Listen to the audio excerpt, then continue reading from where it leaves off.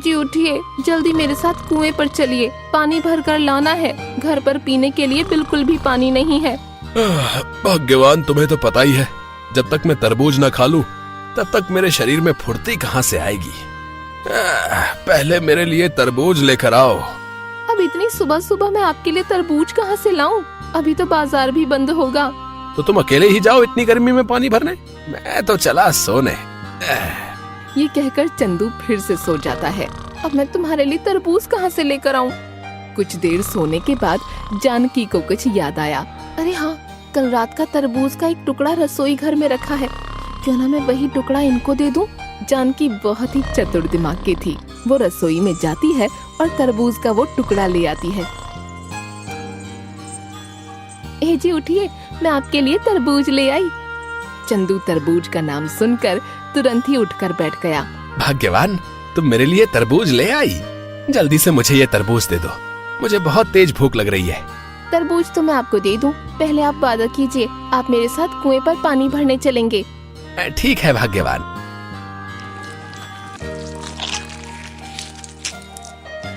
फिर वो दोनों पानी भरने के लिए कुएं पर चले जाते हैं।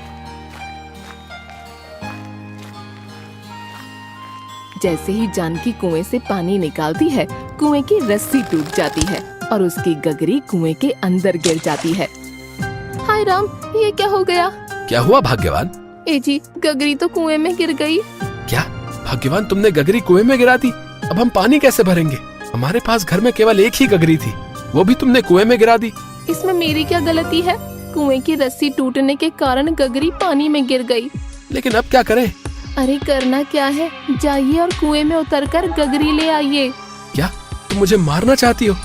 ना बाबा ना, मैं कुएं में नहीं उतरूंगा। ये ऐसे नहीं मानेंगे, लगता है मुझे कुछ करना पड़ेगा। जानकी कुछ देर सोचती है और फिर चंदू से कहती है, ए जी, अगर आपने कुएं के अंदर से गगरी निकाल दी तो मैं आपको घर जाकर बहुत सारे तरबूज खाने को दूंगी। क्या तरबूज? ठीक है, मैं गगरी निकालने के लिए तैयार हूँ। तरबूज के लालच में चंदू कुएं से वो गगरी निकाल देता है। फिर वो दोनों पानी भरकर घर आ जाते हैं।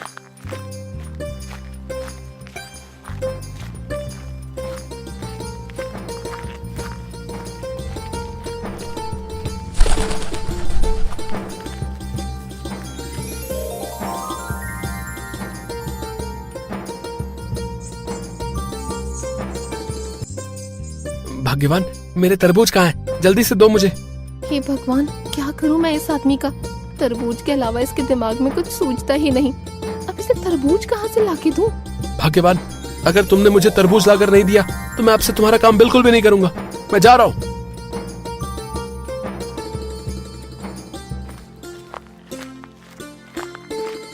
चंदू के जाने के बाद तभी वहाँ पर जानकी का भाई राजू आ जाता है। और बहन कैसी हो? अरे राजू, तू यहाँ आज कैसे आना हुआ? कहीं नहीं बहन, बस तुमसे मिलने का दिल किया तो अचानक चला आया। अरे राजू, तू वहाँ क्यों खड़ा है? अंदर आना। फिर राजू घर के अंदर आता है और जानकी से पूछता है, और बहन, घर में सब ठीक तो है ना? और मैं तुझे क्या बताऊँ, तेरे जीजा जी ने तो घर सर पर उठा रखा है। ऐसा क्या कर दिया जीजा जी ने जो तुम उनसे इतना गुस्सा हो? अब क्या बताऊँ, तेरे जीजा जी के सर पर तरबूज का भूत सवार है। क्या तरबूज? बहन, मैं कुछ समझा नहीं। तेरे जीजा जी को कुछ काम के लिए बोलो तो महाराज को एक तरबूज खिलाना पड़ता है, उसके बाद ही वो काम करते हैं। अब तू ही बता राजू, उनके लिए मैं रोज रोज तरबूज लाऊं कहाँ से? ये सुनकर राजू जोर जोर से हंसने लगता है। मैं यहाँ इस आदमी से परेशान हूँ और तुझे हंसी आ रही है। ये तो बड़ी ही गंभीर समस्या है, इसका तो कुछ इलाज करना पड़ेगा। हाँ राजू, कुछ सोच, नहीं तो ये आदमी मुझे भी तरबूज बनाकर छोड़ेगा। राजू कुछ देर सोचता है, फिर जानकी से कहता है, मेरे पास एक तरकीब है, सुनो। फिर राजू जानकी के कान में वो तरकीब बताता है। अरे वाह राजू, समझदारी के मामले में तो तू बिल्कुल मुझ पर गया है। फिर राजू अपने घर चला जाता है।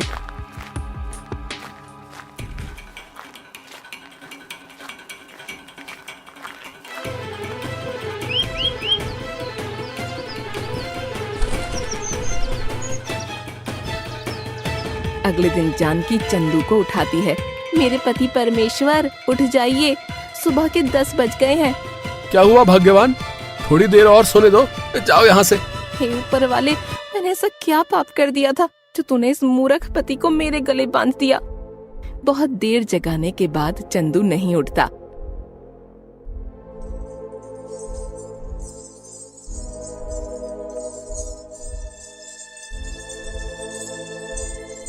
और अंत में जानकी उस पर एक बाल्टी पानी डाल देती है। अरे कौन है? बचाओ मेरे तरबूज! जानकी, कोई मेरे तरबूज ले गया। अरे कोई नहीं ले गया आपके तरबूज। अब चलिए जल्दी खेत पर, हमें खेती भी तो करनी है। मुझे नहीं जाना खेत पर, तुमको जाना तो तुम अकेले जाओ। ये ऐसे नहीं मानेंगे, लगता है मुझे राजू भैया की तरकीब अपनानी ही होगी। फिर जानकी चंदू से कहती है, ए जी, आपको तरबूज खाने है ना?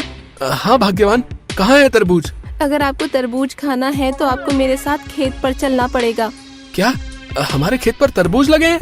नहीं, हमारे खेत में सोने का घड़ा कहीं पर मौजूद है। तुमसे किसने कहा कि हमारे खेत में सोने का घड़ा है? हमारे पूर्वज ही तो बताकर गए थे, आप इतनी जल्दी भूल गए? मुझे तो कुछ भी याद नहीं है। अरे आप चलिए तो सही, अगर वो घड़ा हमको मिल गया तो सोचिए हम आपके लिए कितने सारे तरबूज खरीद सकेंगे। क्या तुम सच कह रही हो जानकी? मैं भला आपसे कभी झूठ बोल सकती हूँ? चंदू जानकी की मीठी मीठी बातों में आ जाता है। अगर इनसे मैंने खेती न करवाई ना तो मेरा नाम भी जानकी नहीं।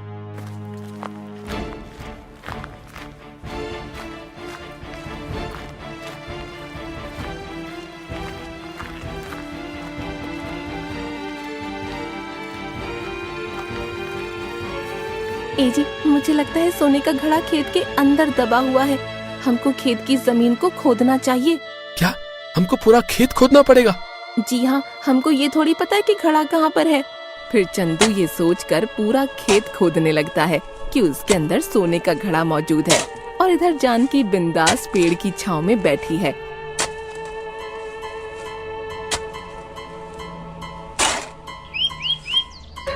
काफी देर खोदने के बाद चंदू पूरा खेत खोद देता है।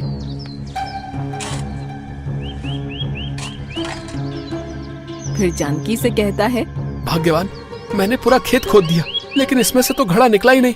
इनसे पूरा खेत तो खुदवा लिया, अब बारी है तरबूज के बीजों को बोने की। क्या सोच में पड़ गई भाग्यवान? अब क्या करें? इसमें से तो घड़ा निकला ही नहीं। ए जी, हमें खेत में कुछ बीजों को बोना पड़ेगा। जब चिड़िया खेत में दानों को चुगेंगी तो शायद हमको घड़ा दिख जाए। भाग्यवान, तुम्हारा दिमाग तो बहुत तेज चलता है, तुम्हारे दिमाग की तो दाद देनी पड़ेगी। फिर से चंदू जानकी की बातों में आ जाता है और पूरे खेत में उन तरबूज के बीजों को बोने लगता है। चंदू ने घड़े के लालच में वो सारे बीज खेतों में बो दिए।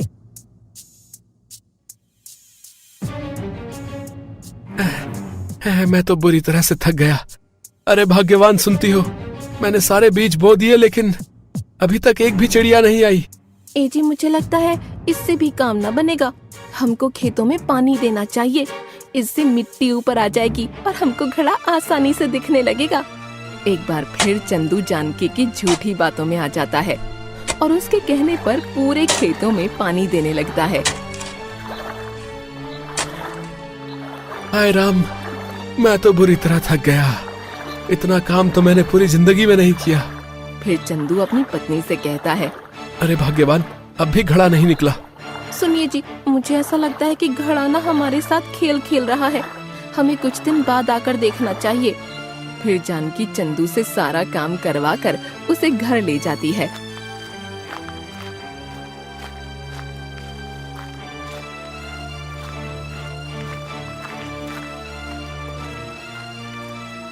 अब बस कुछ ही दिनों बाद हमारे खेतों में तरबूज लगने लगेंगे और उनको बेचकर हमारे घर का गुजारा हो जाएगा।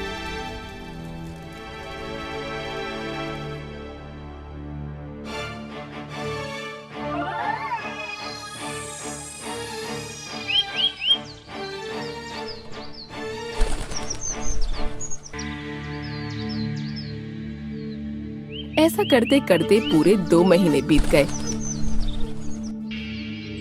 और फिर एक दिन चंदू जानकी से बोला, जानकी, सुनती हो?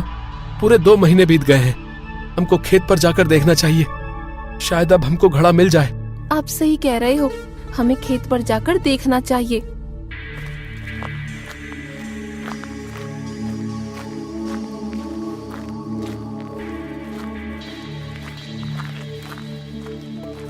जैसे ही चंदू जानकी के साथ खेतों पर पहुंचा तो उसकी आंखें फटी की फटी रह गईं। वो देखता है कि खेत पर बहुत सारे तरबूज लगे हुए हैं। जानकी, हमने तो तरबूज लगाए ही नहीं थे, तो ये इतने सारे तरबूज कहाँ से आ गए? जी, ये सब आपकी ही मेहनत का फल है। जानकी के इतना कहते ही चंदू सब समझ जाता है और वो ये भी जान जाता है कि खेत में कोई घड़ा नहीं है। जानकी, मुझे सब पता चल गया है कि तुमने घड़े के लालच में मुझसे खेती करवाई थी। मुझे माफ कर दीजिए जी, लेकिन आप भी तो अपने आलस के कारण कुछ काम नहीं करते थे, इसलिए मुझे ये सब आपसे करवाना पड़ा। फिर जानकी बाजार में बेचने के लिए अपनी टोकरी में तरबूजों को तोड़कर रखने लगी और चंदू बिंदास बैठकर तरबूज खाने लगा। भाग्यवान, हमारे खेत के तरबूज तो बहुत ही स्वादिष्ट हैं। इनको खाने में तो मजा ही आ गया। फिर दोनों बाजार में तरबूज बेचने के लिए चले जाते हैं।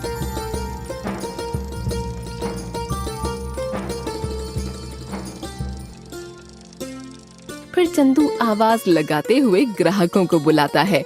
तरबूज ले लो, स्वादिष्ट मीठे तरबूज ले लो। एक बार खाओगे बार बार आओगे। तरबूज ले लो, तरबूज। चंदू की आवाज सुनकर एक व्यक्ति आकर बोलता है, अरे भाई, तरबूज कैसे दिए?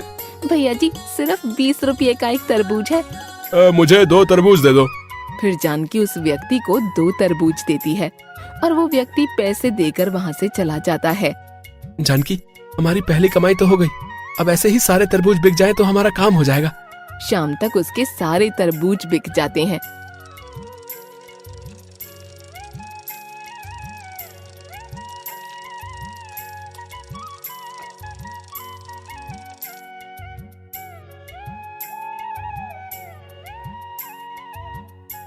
घर पहुंचकर दोनों पैसे गिनने लगते हैं। फिर जानकी चंदू से कहती है, ए जी, आज तो हमको बहुत ही अच्छा मुनाफा हुआ। कल से हम बाजार में ज्यादा तरबूज लेकर जाएंगे। हाँ भाग्यवान, तुम सही कहती हो। कल से हम ज्यादा तरबूज लेकर जाएंगे।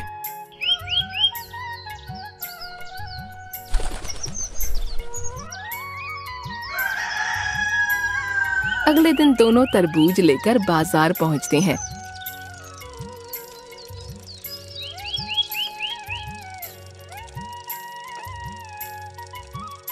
और फिर से चंदू आवाज लगाता है, तरबूज ले लो, लाल लाल तरबूज। एक बार खाओगे तो बार बार आओगे।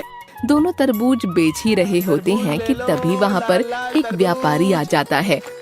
और भाई, तरबूज कैसे दिए? मालिक, सिर्फ 20 रुपए का एक तरबूज है। आपको कितने तरबूज चाहिए? कल यहाँ से एक लड़का तरबूज लेकर गया था। वो मेरा ही आदमी था। मैंने तुम्हारे तरबूज खाकर देखे। तुम्हारे तरबूज तो बहुत ही स्वादिष्ट हैं। धन्यवाद मालिक। तो बताइए, कितने तरबूज दूं आपको? देखो भाई, मैं एक व्यापारी हूँ। मुझे ये सारे तरबूज चाहिए। ठीक ठीक दाम लगा दो, सारे तरबूज ले लूंगा। फिर वो व्यापारी उनसे सारे तरबूज खरीद लेता है और कहता है, मुझे और भी तरबूज बाहर बेचने के लिए चाहिए। तुम्हारे पास क्या और भी तरबूज है? हाँ मालिक, हमारे खेत पर और भी बहुत सारे तरबूज लगे हैं। तो ठीक है, कल सुबह मैं तुम्हारे खेत पर आ जाऊंगा तरबूज लेने। जी मालिक। ये कहकर वो व्यापारी वहाँ से चला जाता है। ए जी, हमारे सारे तरबूज बिक गए। चलिए घर चलते हैं। दोनों तरबूज बेचकर घर आ जाते हैं।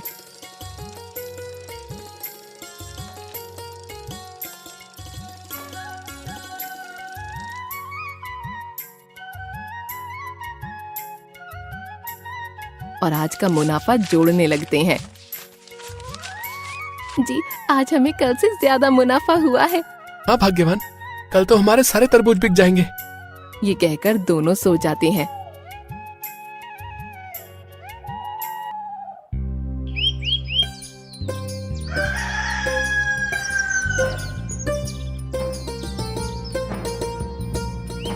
अगले दिन वो व्यापारी चंदू के खेत पर पहुंच जाता है। मैं अपने आदमी से कहकर ये सारे तरबूज ट्रक में भरवा लेता हूँ। सारे तरबूज ट्रक में भरकर ले जाता है। जानकी ने अपनी सूझबूझ से अपने आलसी पति को ठीक किया और उन तरबूजों के पैसे से उन्होंने एक बहुत ही बड़ा घर बनाया और वो दोनों हंसी खुशी रहने लगे।